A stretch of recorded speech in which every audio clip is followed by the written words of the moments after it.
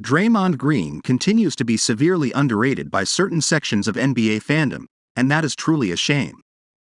It's understandable that people without any vested interest in the Golden State Warriors can't fully appreciate someone of Green's stature. What's been baffling is how even some Warriors fans continue to underrate his contributions to a dynasty that has brought them 4 championships in 8 years. Green's mercurial nature can rub people the wrong way. He is passionate, loud, and demonstrative. His emotions tread a thin line. The balancing act between measured passion and excessive expression can often be a tiring act. But if you were to ask Warriors fans, has the team benefited more from his passion and his never-ending drive to prove doubters wrong rather than be negatively affected? I'm pretty confident the answer to that is a resounding yes. Especially when you consider the gargantuan defensive feats he has accomplished throughout the years, some of which have occurred during this tumultuous season. That is Green plugging holes, scrambling, rotating to discourage drives, and forcing swing passes, capped with a close-out block, completely thriving in his comfort zone as a virtual free safety. It takes otherworldly audacity and a ton of confidence to navigate from spot to spot without worrying about leaving someone open. It takes an equal amount of audacity and confidence for opposing players to go straight at him and challenge him at the rim. All-time defenders aren't immune to audacious challenges. They won't be able to turn back every layup. Occasionally, they'll even be on the receiving end of poster dunks and highlight reels. But what separates the all-timers from the rest of the field is their ability to minimize such occasions to just a hand-countable few.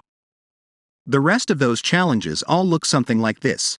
Green's awareness and intelligence as a defender is second to none. Even while his physical prime is on its downhill trajectory, his mind continues to be sharp. His knowledge of schemes, personnel, and positioning are still at a stratospheric high. That fact manifested itself against the Utah Jazz in the fourth quarter, where Green once again showed why he is this generation's greatest defender, if not the greatest defender of all time. Most defenders have no chance of stopping a virtual 2-on-1. But Green is not like most defenders. He steps up to challenge the drive, knowing that Jared Vanderbilt is itching at the thought of cutting behind him and dunking on his head.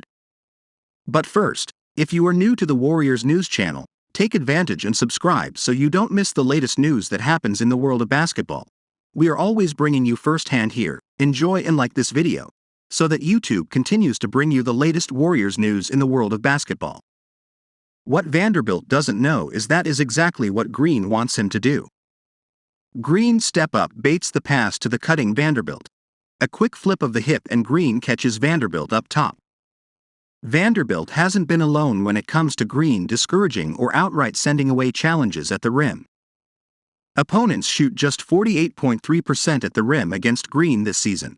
The best among 46 players who have played at least 20 games, average at least 20 minutes per game, and contest a minimum of 4 shots at the rim per game.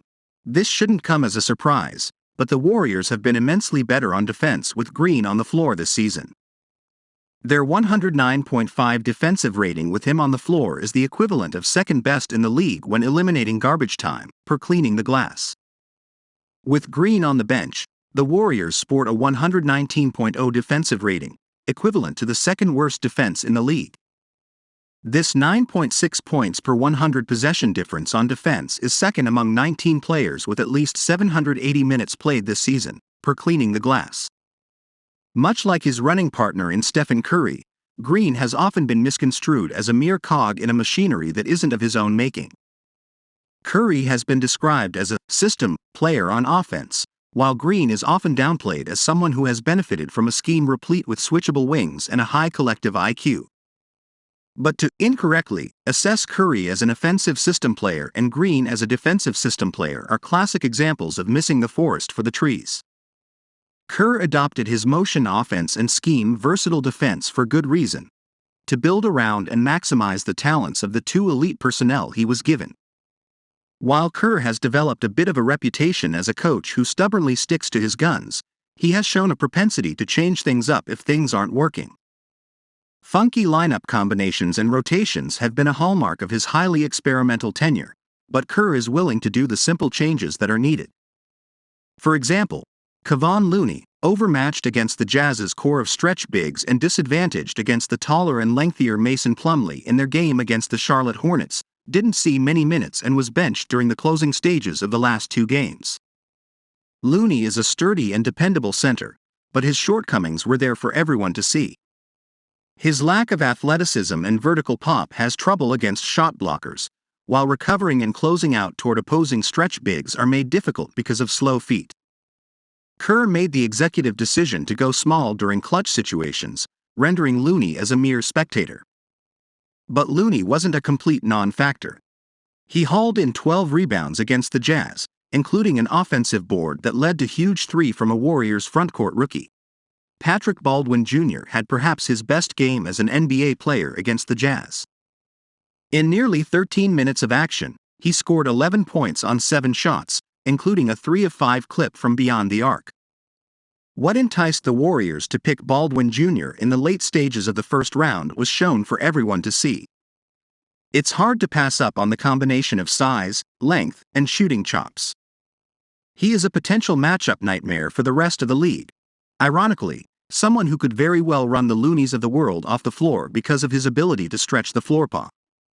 When the Warriors run their classic low-post split action, Baldwin Jr. acting as a weak side spacer adds additional poison that defenses may have to live with. Not since Kevin Durant, or Otto Porter Jr., although I would consider him more of a small ball 4, has there been a legitimate stretch 4 who can set ball screens and pop, flare out to make himself available for a shot.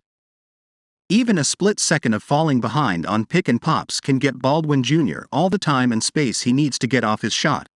One that is damn near impossible to effect, let alone block, because of its abnormally high release point. Baldwin Jr. is shooting 44.8% on threes this season, albeit on only 29 total attempts. Extrapolation to per 75 possessions isn't entirely representative with such a small sample size, but Baldwin Jr. is taking nearly 13 threes per 75 possessions. Baldwin Jr. may never approach Curry levels of volume, but to shoot nearly 45% on a limited number of shots is a promising indicator of his shooting ability once he does manage to earn a more solidified place in the rotation. Whether that happens this season, next year, or a few years from now remains to be seen, and may be highly contingent on his ability to defend. Even the embattled James Wiseman, showing signs of life after a stint with the Santa Cruz Warriors in the G League, had flashes of improvement against the Jazz. From multiple efforts on the offensive boards, to a small bit of screening ingenuity, turning a typical ball screen into a flat screen, to free up Jordan Poole for a mid-range jumper against drop coverage, to knowing exactly what to do as roll man defender in Spain pick and roll, dropping back to give himself space while the on-ball defender and backscreeners defender switch. This win against the Jazz was the quintessential representation of the Warriors' frontcourt depth, both in its present state and the potential it could achieve if its developmental projects continue to progress toward promising track.